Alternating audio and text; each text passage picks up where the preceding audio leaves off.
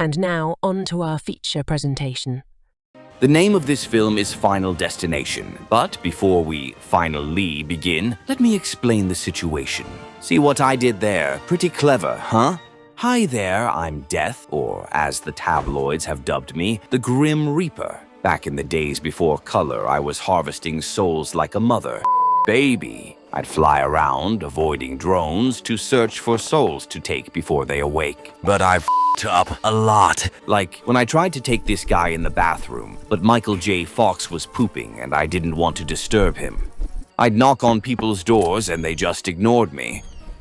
Then, these two dweebs tricked me and got out of hell. Man, did I get reamed for that one. It didn't help that a famous band made a song telling people not to fear me. I was getting shit from my boss, CGI Satan, for not collecting enough souls. I had lost all credibility from the underworld, so I finally had to get creative. I don't take souls willy-nilly. Except there's one soul that has eluded me for years. His name is Willy-Nilly. You see, when he was just a wee lad, I wanted his soul and sent Large Marge to get it. And she was on the payroll then, but Willy was saved by her man, monster of the universe. I waited a couple of years, and when he was on vacation in the swamps of sadness, also known as New Jersey, I felt it was time, but somebody upstairs had other plans. Once he got a little older because of aging, I tried again. I used an old technique called the slowly dropping item of death. I did a variation of this with a feather to simpleton Tom Hanks years ago with amazing results. But this time it didn't have the desired effect. Maybe I should leave Willy alone. One time he was reading this recap script, plainly unaware that I was lurking about. So I got his only fan to get him chilly enough to catch pneumonia. But that damn Jareth came for his little brother. So, little wussy, I don't want to die. Started Death proofing his house with Smucker's duct tape. But I had a plan that involved the silent but deadly wind, knocking over his bag of medical waste, just because I can. That would then lure Willy to one of the 7 doors of death, which he closed. But he ran so far away. Now was my chance to strike. This would be a tremendous death. Then Willy just tumbled away. No sooner had I tried tumbling after him, old CGI Satan came a-callin'. Okay, enough with the puns. They're hell on my ears. Several hours passed and Willy was now of legal age. And now his ass is mine. Just give me an opening. What's this? Tearing a tag. Let me see. Yep, that's on the list. You see, for reasons that I've forgotten about, I need this dude's soul. It was my last chance to get back in the good graces with CGI Satan. See opening sequence for reference. I found out that he was going to be at the airplane aquarium. I could take him in the bathroom, but I know Michael J. Fox is pooping somewhere. Welcome to Spiritless Airlines. I will be your plane driver, but not your fancy driver. That would be a chauffeur. We'll be cruising at an altitude of 300 feet. Please turn any knobs in front of you and buckle you ass in. Oh yeah, that's how it always starts. But then later they're screaming. We will now be descending at 50 miles per hour. I have turned on the now screaming sign. Please expel all rabbit poop you might have brought on board.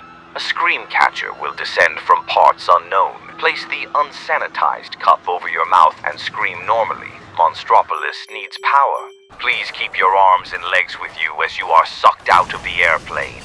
And finally, remain seated until the airplane has come to a complete explosion.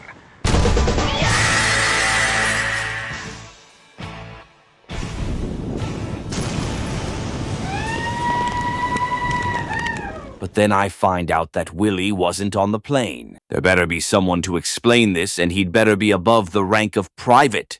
While the cast were in the big clock waiting room, they waited for Captain Explanation on the status of the corpses. I have good news and better news. All your twins are dead, and all your twin memories too. You can pick up their corpses in the cafeteria with a complimentary muffin. Ah, that makes complete sense. They were all twins there to pick up their twins coming back from the Twin Convention at the Twin Peaks Motel of the Twin Cities in Twin Falls, Idaho. Many of you have complained about the twin storyline logic. Let me explain. Shut up! Get over it! It's a horrible film's recap, damn it! After that brilliant plot twist, I decided a new tactic. I would put Willie's friends in wacky situations, hoping to lure him to his and their deaths. Let's watch. I disguised myself as a harmless children's record, and I changed my voice by getting kicked in the balls. Hello and welcome to the wonderful world of accidental death. Here, we will guide you through a complicated way of your demise. Let's begin. First, you will fill your standard pot with a clear water-like substance, wiping it to make sure it is genie-free. Light a match to clear the air of any fart gases you may have expelled earlier. Using the remaining flame, go and light the possibly explosive stovetop. If you do not have a gas stove, please set your electric stove to explosive. Now the fun can begin. What would an accidental death be without alcohol? Go and get 100% grain moonshine. If you have no moonshine, apple juice will work just as well. If you can't handle your liquor, try again. However, this time, make sure you're using an inferior ceramic mug. This will come into play later. Now walk your cracked, drippy-ass mug over to a Mattel Aquarius, also known as the IBM PC Junior. One will be provided with this record. Make sure to give the motherboard a good soaking. Get ready for a surprise. If you have done this correctly, you should be profusely bleeding from your new neck wound. Remember when we told you to keep your alcohol near explosives? Now we begin the final phase of your overly complicated accidental death. While you ooze riboflavin-flavored, non-carbonated, polyunsaturated blood, be prepared for a gravity-assisted stabulation. To add insult to injury, impale yourself further. Get a friend to help if your stove will not. Thank you for purchasing How to Accidentally Kill Yourself. This record will now self-destruct. After the death of Willie's friend, the smart peddler, I would attempt using Electricus from the very heavens. But since I don't know how sparking power works, I will need help from Mr. Benji Baby Franklin. Okay, think of lightning as electric sky eels that discharge electricity from a day sky.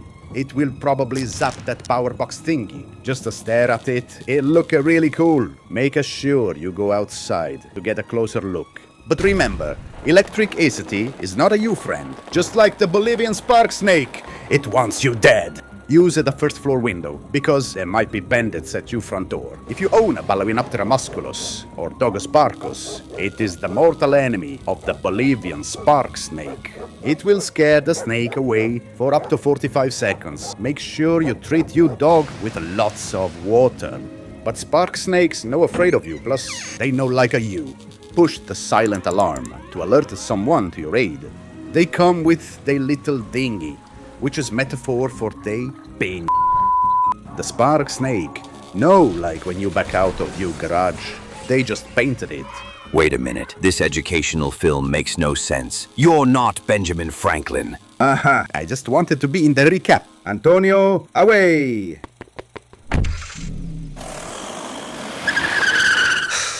Well, I done that up. That was probably my last chance. Ahem, what's this? Willie is in a car with his unmeddlesome friends. I might have just saved myself from a major ass spanking from CGI Satan. Oh goody, train tracks of the larger HO scale. I did this before to another simpleton. Michael J. Fox was looking for a good spot to poop when Thomas the irate tank engine came roaring down the street out looking for blood. Eat and die, Mr. Conductor!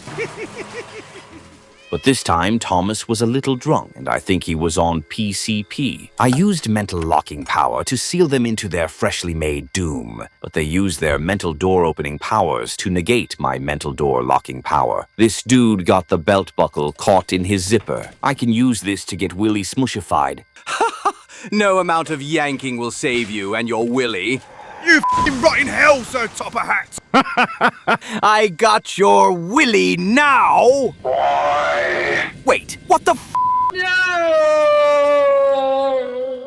I guess that concludes my attempt to kill Willie. Oh,